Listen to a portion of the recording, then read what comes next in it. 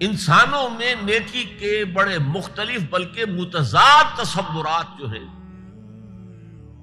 وہ پائے جاتے ہیں۔ پہلی بات تو بڑی اہم یہ ہے کہ برے سے برا آدمی بھی نیکی کے کسی نہ کسی کام کو سر انجام دے کر اپنے ضمیر کو مطمئن کرتا ہے۔ میں ڈاکہ تو ڈالتا ہوں لیکن بیواؤں اور غریبوں کی مدد بھی تو کرتا ہوں اپنے علاقے میں۔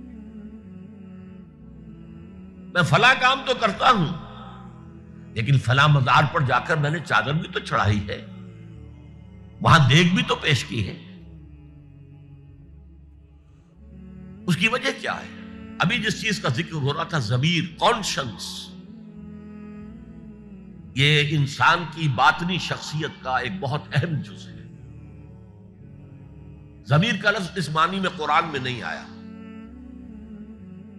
لیکن قرآنی اصطلاح ہے نفس لوامہ، وہ نفس جو اندر سے ملامت کرتا ہے۔ دیکھو تم نے جھوٹ بولا، تمہیں جھوٹ نہیں بولنا چاہیے تھا، کسی اور نے ملامت کی یا نہیں کی، تمہارے اندر کوئی شے ہے جو ملامت کر رہی۔ دیکھو تم نے فلاں شخص کا دل توڑ دیا، یہ اچھا کام نہیں۔ یہ ہے لوامہ جس کی قسم کھائی گئی، لا اقسم بیوم القیامت ولا اقسم بالنفس اللوامہ۔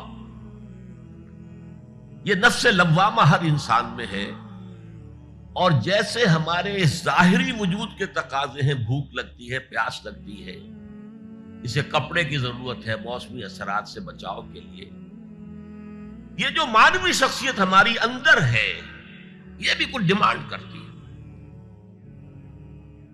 اور انسان اپنے آپ کو مطمئن کرتا ہے، ریشنلائز کرتا ہے۔ ٹھیک ہے، یہ تو خرابیاں ہیں، لیکن میں نے یہ کام بھی تو آخر کیے ہیں نا۔ یہ انسان کی ایک لازمی ضرورت ہے، اپنے ضمیر کو مطمئن کرنا۔ اب دیکھیے ہمارے ہاں کے مختلف طبقات میں مختلف تصورات ہیں نیکی کے جو رائج ہیں۔ ہمارے ہاں ایک مذہبی طبقہ ہے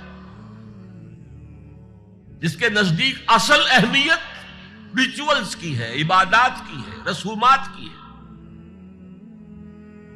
معاملات میں وہ دھوکہ دے رہے، سودا کر کے پھر گئے، ان کے دلوں میں نرمی نہیں ہے، سائلوں کو دھتکارتے ہیں، لیکن ایک اعتبار سے بہت نیک ہے، سودی کاروبار کرتے ہیں۔ ٹھیک ہے بھائی، میں سودی کاروبار تو کرتا ہوں، میں نے مسجد میں تو بنوائی ہے، میں نے مسجد میں جھاڑ بھی تو لگوا دیا ہے، میں نے مسجد میں قالین بھی تو بچھوایا ہے۔ تو نیکی کا ایک تصور یہ ہے ہمارے، اس کے بالکل برعکس ایک تصور ہے جدید تعلیم یافتہ طبقات کا تصور۔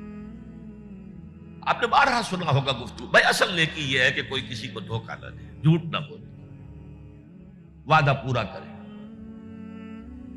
اپنا فرض صحیح طور سے ادا کرے، کہیں ملازم ہے تو اپنے فرائض صحیح طور سے ادا کرے۔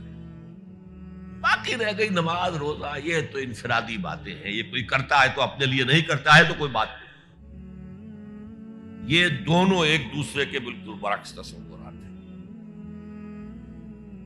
اور یہ ہمارے معاشرے میں جدید تعلیم یافتہ طبقات کا تصور نیکی اور ہمارے قدیم علماء اور ان کے زیر اثر جو عوام ہیں ان کے تصور نیکی میں یہ زمین و آسمان کا فرق ہے۔ آپ کو معلوم ہے کہ اپنی جسم فروش عورتیں جو ہیں وہ بھی نیکی کا کوئی نہ کوئی کام کرتی ہیں۔ آپ دیکھیں گے محرم میں سیاہ کپڑے پہن کے جلوس کے آگے آگے جا رہی ہیں، سبیلیں لگا رہی ہیں، مختلف مزاروں میں جب عرس ہوتا ہے وہاں جاتی ہیں، دھمال کھیلتی ہیں، وہی سیاہ کپڑے پہنتے ہیں، وہ بھی اپنے آپ کو مطمئن کرتے ہیں۔ مشہور ہے ایک واقعہ شہنشاہ عالمگیر اورنگزیب کا، اس نے دلی میں گانے بجانے پر پابندی لگا دی۔ اب ظاہر بات ہے جن کا یہ پیشہ تھا ان کا دھندا ختم تو آمدنی ختم، لاکھ کوششیں کی لیکن اورنگزیب ٹس سے بس نہیں ہوا۔ تو انہوں نے ایک عجیب ترکیب کی. وہ دریائے جمنا بالکل ساتھ بہتا تھا، یہ قلعہ اس شکل میں بنایا گیا، اب تو ذرا فاصلے پر. تو ایک کشتی میں وہ جمع ہو گئے، سازندے بھی اور ساز بھی، اور گاتے بجاتے ہوئے. انہیں معلوم تھا فلاں وقت جو ہے بادشاہ جھروکے میں بیٹھ کر دریا کی سیر کرتا ہے، وہاں سے گزرے اور ایک شعر گاتے ہوئے گزرے. در کوئے نیک نامی مارا گزر نہ دارن، گر تو نمی پسندی تقدیر قدارا. در کوئے نیک نامی، یہ نیکی جو ہے اس کے کوچے میں ہمارا گزر ہی نہیں ہے.